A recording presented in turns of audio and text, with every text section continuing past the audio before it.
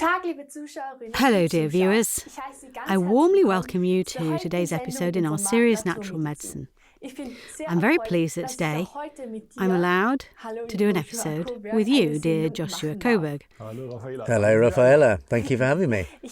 I think it's very cool that I can do a show with you because I got this News device a while ago and I was really wondering, how does it actually work? Because I was given a very simple explanation.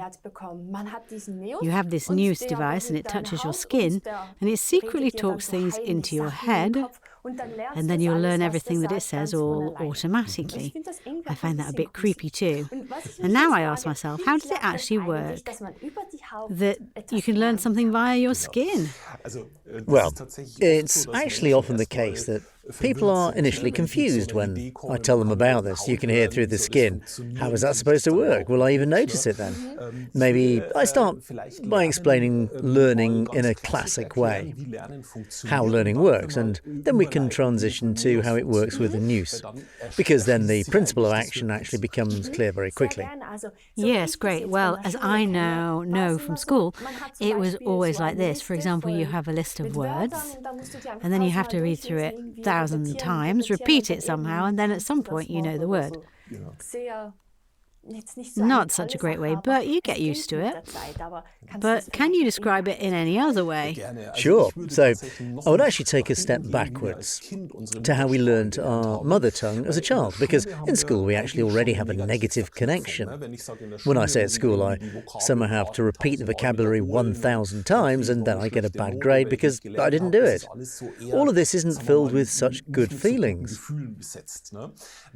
If you look at how learning works naturally, then it really is like that. We just hear or see or experience something over and over, and we playfully approach this content. So I always call it this unconscious competence. So when I can really do something, for example, driving a car, then at the beginning I have to think very consciously which pedal to push now, then I have to accelerate a little, release the clutch, put it in gear, and then I choke the car and it suddenly comes to a standstill, as an example. This is a very complex learning process, but at some point, I've been driving a car for a year, then I do it so automatically that while driving, I can talk on the phone or eat something at the same time. And I no longer even notice that I'm driving. It's the same when learning a language, for example. As a child, I just learned a language on the side and I don't have the impression that I'm learning anything now. It just happens. So natural learning is an unconscious process that is actually characterized by a high repetition rate. So a child actually listens to their surroundings all the time and hears words again and again, and then understands that this word is used in this situation. And that's how it learns so many words. That's actually unbelievable. Yeah, but actually, before you or I started school, we were 6 or 7 years old, some maybe 5 years. We knew how to speak already before we got to school. But we never had grammar rules. We never had to learn any words by heart. But we were able to speak completely in our mother tongue, and without any effort. But how is it now with this news? I mean, I hear with my ears, and can you also listen through your skin, so to speak? Exactly, that's the fascinating thing. So the skin actually offers the possibility to absorb audio information and also to conduct it to the auditory nerve. So I don't want to go into too much detail now, but that was what my research work, I developed this concept in 1997 because I found out that via their skin, people have a much higher level of perception than we previously thought. In addition, a professor in the USA found out in 1991 that the auditory nerve also reacts to ultrasound. It was known from dolphin research that humans can hear ultrasound when the sound comes to the skin via the water. And from that, I concluded that if it works like this, then you'd have to be able to bring ultrasound directly to the skin with modulated audio information. And that's how today today's news, which I wear like a watch, came about. I basically have two contactors on the bottom. It looks like this, so we call it a vibration sensor. And through this, I actually only bring a vibration to the skin, and this vibration is decoupled from the auditory nerve as an audio signal. So everything I can hear through my ears, I can also hear through my skin. So the way I got it, it's like if we speak English now, for example, there are vibrations that we pick up through our ears. But the skin also absorbs vibrations much better. And then we can learn things through it, so to speak. Exactly. What you're mentioning is a great example, Raffaella. Because, for example, we both speak in English now. Now we think we understand each other because we speak English. But in fact, if you look at it from the point of view of neuroscience, so I'm moving my mouth now, I'm doing a sound pressure, and the sound pressure reaches your ears. And now something really exciting is happening in your ear. You have the eardrum there, then comes the malleus, the incus, which we learned in biology class, and then comes the cochlea. And the entire inner ear processes the sound pressure. So actually the sound waves that arrive to you into a 0-1 coding. So the auditory nerve works like a computer, only zeros, ones, zeros, ones. This electrical signal comes to the brain, and in the brain we now have a biochemical process. So I don't want to dive in too deep, but I think it's really funny just to understand what's going on in the brain. In other words, I have a sequence of 0-1 codes in my brain, and now something really phenomenal is happening in my brain. Now this is being put back together to the memory that I have, and because you've always heard English as your mother tongue, you understand what I'm saying, because your memory is putting this 0-1 coding back together. If I speak Spanish now and you don't, or I speak Chinese and you don't, then you generate no memory. And that's why you do not understand the language. That's why the learning process in the brain is so complex, because we have to remember something. So for a mother tongue, I remember what I've heard and connected all my life. So this is a glass of water, I've just linked that. In German, you would say Glas Wasser. So that means people just have different audio codes that they remember. And when I say a glass of water, you see a glass of water in front of your eye, although I don't have it in my hand. It's a memory. And learning is, in fact, really just building a worldview. So that means you see a car, a square box with 4 wheels. You think car, the Spanish think coche, the Italian think la macchina, in German it's Auto. So that means we all have the same picture, but we have a different audio code that we remember. That's actually it. Something just came into my head. For example, when I hear a friend speak Russian, I think he is kind of scolding. But maybe that's just because I remember that pressure wave was always a bit stronger in my head when my mother scolded or something. That is explained. But what I ask myself now, how do you actually learn properly? I mean, when I studied now, I used to do it in my head, like this, English stone, German Stein, and did that 1,000 times. And then at some point it is saved. But wouldn't it be better if you somehow record it and then play it back and listen to it 1,000 times? Absolutely. But I would go one step further. So learning individual words is not brain-friendly at all, because remembering individual words is extremely difficult. So you're building a vocabulary, so to speak. That doesn't even exist. So now you have the word stone and then Stein, and you link the two. Now you have learned stone, Stein. Now you actually see a stone, and now you have to unwind backwards. Now you say, okay, wait a minute, stone, oh yes, Stein, and only then can you see it. That's why we have such a slow way of learning in school. So we link something without a picture. If you heard complete stories, dialogues in which there's a stone, so the story would be, I'm walking on a path, there's a stone, there are lots of stones, but then you'd see yourself walking on a path with lots of stones, and that immediately gives you another link. I'll give you an example in Spanish. If I say goodbye now in English, I'll say see you. Now, I don't know why it's said like that, but that's something we use. One possible goodbye in Spanish, for example, is hasta la vista. Now, I also don't know why the Spanish says it that way, but when I translate the word for word, so hasta la vista, then it says hasta, until, la, the, vista, view, so until the view.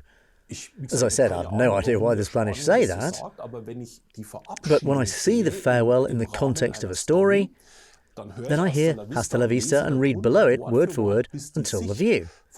I suddenly understand they just say until the view, until we see each other, until we meet again. So it's not that far from the English. But if I understand hasta la vista as until the view, then afterwards I can suddenly say, oh, I have a beautiful view of the mountain. Because the context of the words is much more logical, in complete dialogues. And that's how we study. So we take complete dialogues and translate them word for word. So we don't explain grammar rules, you never memorize words, you just have stories, pictures in your head. And what would you recommend, for example, to a student who has a lot of homework again and somehow a lot of exams to learn all these things in a short time? It depends now. So with language, for example, I would actually recommend, well, there's always the question, if there is little time until the exam, then changing the learning method is challenging. But let's take maybe a student who's in the 7th or 8th grade, and they still have 4 or 5 years. Then I'd actually recommend a change to such a word-for-word translation, because you can learn much faster, and you understand the meaning of the words much better. You shouldn't discuss this with the teacher, because teachers usually don't like it. I wouldn't even explain that to my teacher. I would just do it at home. Translate everything I need to learn, word for word. This method alone will catapult a student forward. It's phenomenal in language learning. Otherwise, learning globally, as I said, I'm not a teacher. I've never taught or anything. I'm just talking from the point of view of neuroscience. I would actually recommend, quite provocatively, only to learn what you really want to do. I know that it doesn't work in our school system. I was in the school system myself. But I can only say, from the point of view of our brain, we learn what really interests us, what we have a passion for, automatically. If I take a young person who likes to do sports, any kind of sport, whether it's football or tennis or dancing, it doesn't matter. I don't have to explain any rules to them. They enjoy the movement.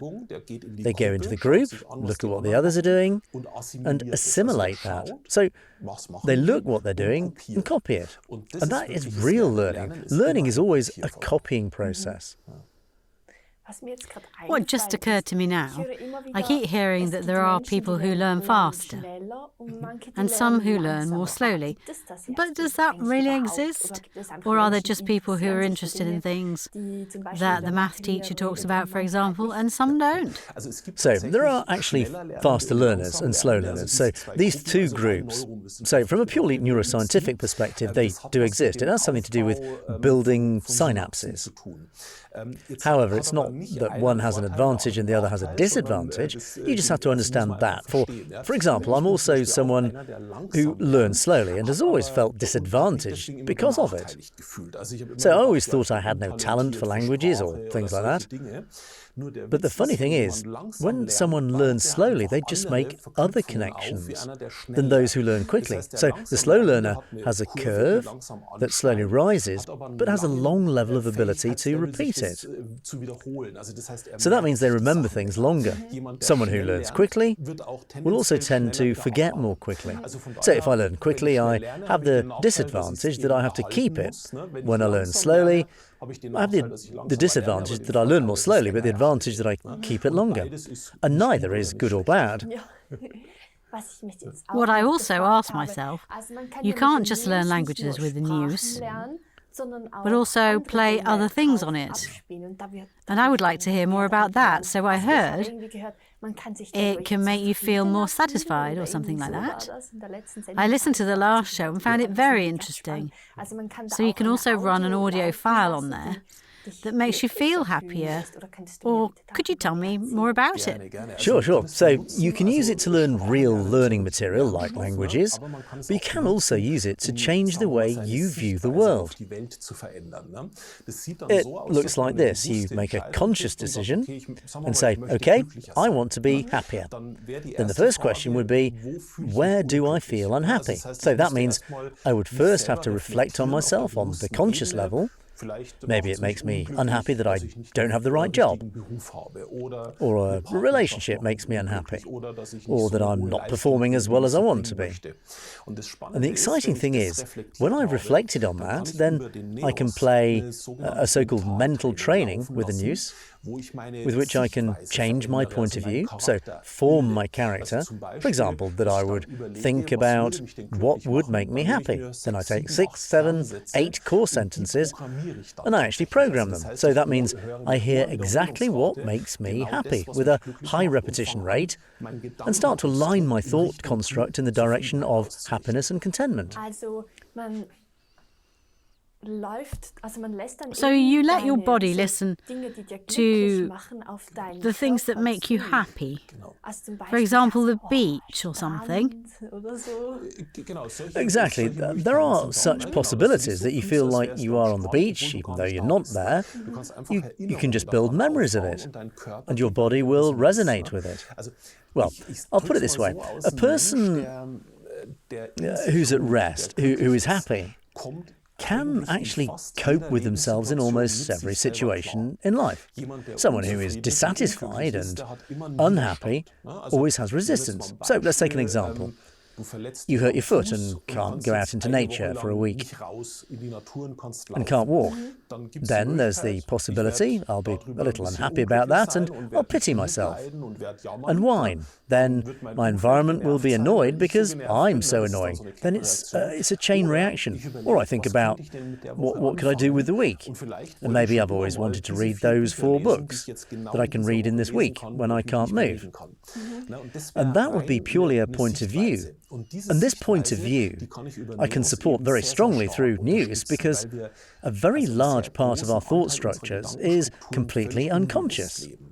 So we have 60 to 70,000 thoughts a day. We can remember 500, 600, 700 thoughts in the evening. The rest is completely unconscious. You don't even know what you actually thought, what you were angry about, what you were happy about.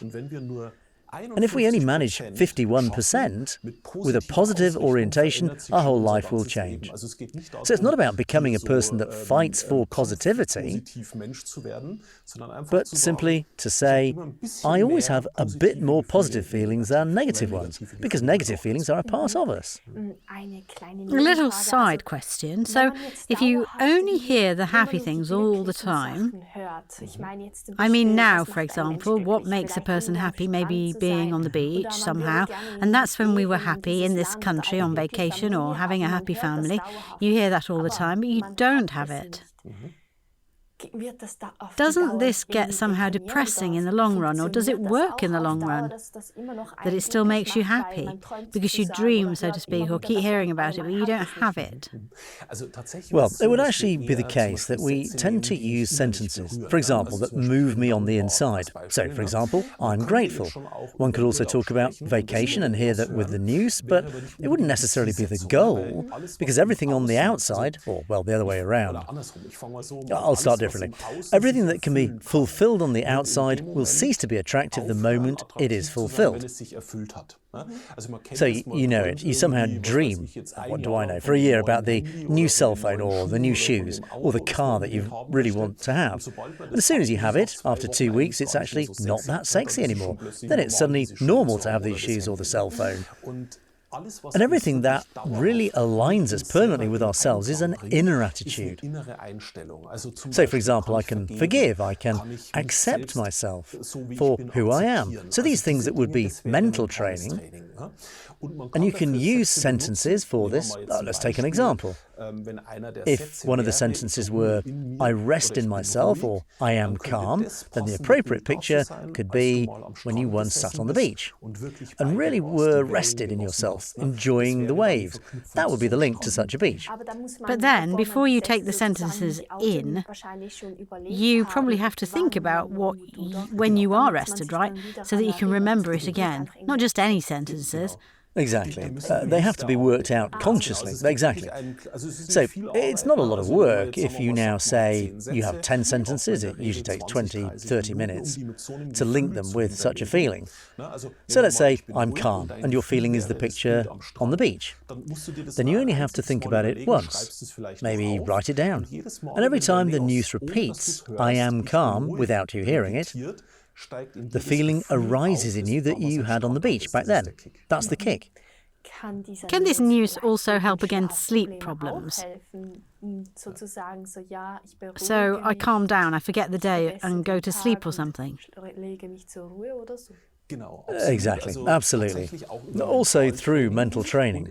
And it helps to improve sleep simply because it regulates you physically. So that means the brain hemispheres are balanced. The nervous system is balanced, so you come to rest much faster. And if you don't have any sleep problems, of course, you won't notice it, but someone with sleep problems will notice within 4, 5, 6 days that they sleep much better just because they use the news.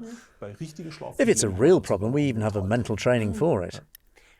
The last thing I really want to ask you is that it is still an electronic device. Doesn't that cause permanent radiation that could possibly also stress the body?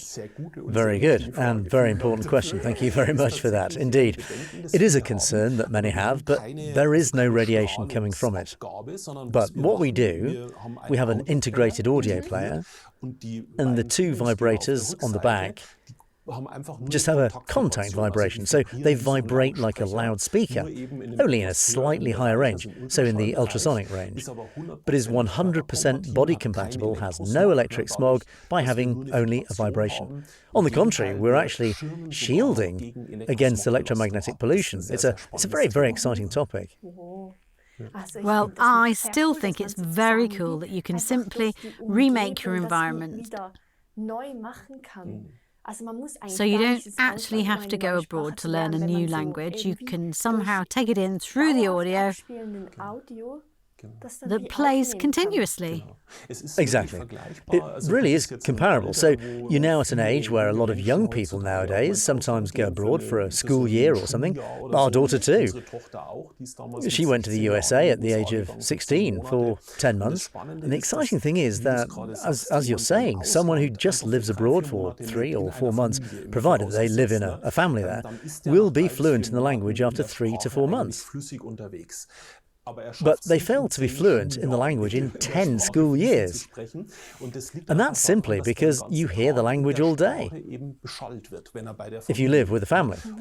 And we just use the technical device, but with us, we have also proven everything with expert reports. It really is the case that after 3 to 4 months, you are at a level in the language that would otherwise take 4 to 5 years of schooling. So that's a huge time advantage. Is this device recommended for all age groups? Or is it specifically for those who, during this time, study a lot more than older people? So let's say with our language courses in particular, it is a requirement that the person can read the language. So that means a preschooler couldn't do that unless the parents would support it. Then it would work again. But the experience is actually from 10, 11, 12 years if the children can read fluently themselves. They can work very well with our language courses.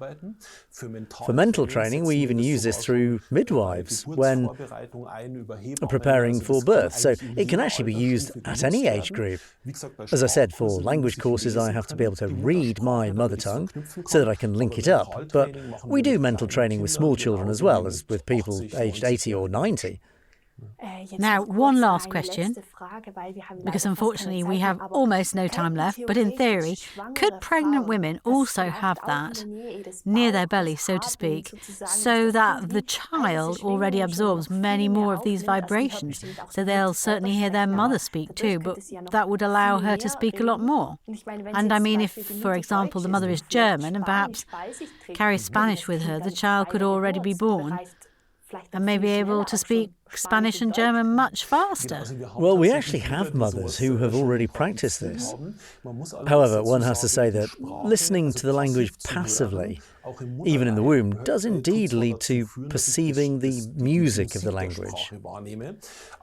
But I can actually only begin to speak when I have a connection. So if I see the mom and see the face and understand this face has the audio code mum, that's when I can speak. So there would still be the learning process, but currently with bilingual or multilingual people, is it a topic? But in fact, we actually tend to use it.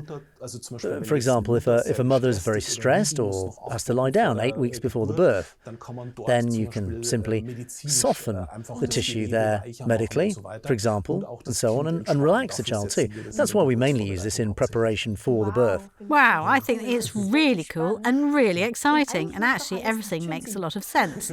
Fine, I'm glad. Thank you very much. I thought it was great to be able to ask you a few questions. I think it was really interesting too. Great, thank you. Dear viewers, I hope you understood everything he had to say today. I think it's really great what new things you can actually learn through it. And actually, it's really a simple and easy thing. And I will definitely have a closer look at it and test it myself. I wish you all the best and see you next time. Goodbye to everyone.